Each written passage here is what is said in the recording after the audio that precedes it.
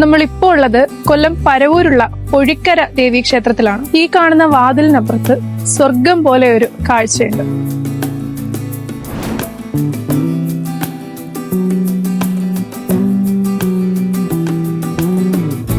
കാട് പിടിച്ച് കിടന്നൊരു സ്ഥലം വളരെ മനോഹരമായിട്ട് ഒരുക്കിയിട്ടുണ്ട്. ഉദയാസ്തമയം മാത്രമല്ല, പ്രകൃതിയുടെ ഇളങ്കാറ്റേറ്റ് പരവൂർ കായലും അറബിക്കടലും സംഗമിക്കുന്ന ഒരു അപൂർവ കാഴ്ച കൂടി നിങ്ങൾക്ക് ഇവിടെ വന്നാൽ കാണാൻ കഴിയും.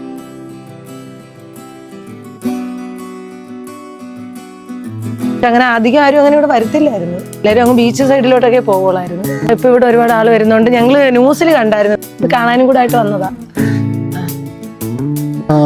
പണ്ടിവിടെ ഇത് കാടും പിടിച്ച് സാമൂഹ്യ വിരുദ്ധന്മാരുടെ ഒരു കേന്ദ്രമായിരുന്നു ഈ ഭാഗം. താഴെ കടലിൽ കിടക്കുന്നത്.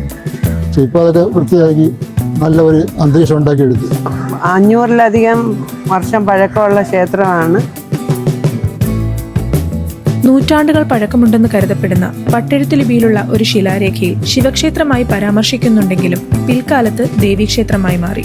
പരശുരാമൻ സ്ഥാപിച്ച 108 ദുർഗാലയങ്ങളിലൊന്നായ പൊഴിക്കര മേജർ ദേവസ്വം ദേവീക്ഷേത്രത്തിന് പിറകുഭാഗത്തായിട്ടാണ് സമാധാനവും പ്രകൃതി ഭംഗിയും ഒത്തിണങ്ങിയ ഈ ഒരു സ്ഥലമുള്ളത്. കൊല്ലം സിറ്റിയിൽ നിന്നും തീരദേശ പാത വഴി 12 കിലോമീറ്റർ സഞ്ചരിച്ചാൽ പൊഴിക്കരയിൽ എത്തിച്ചേരാം.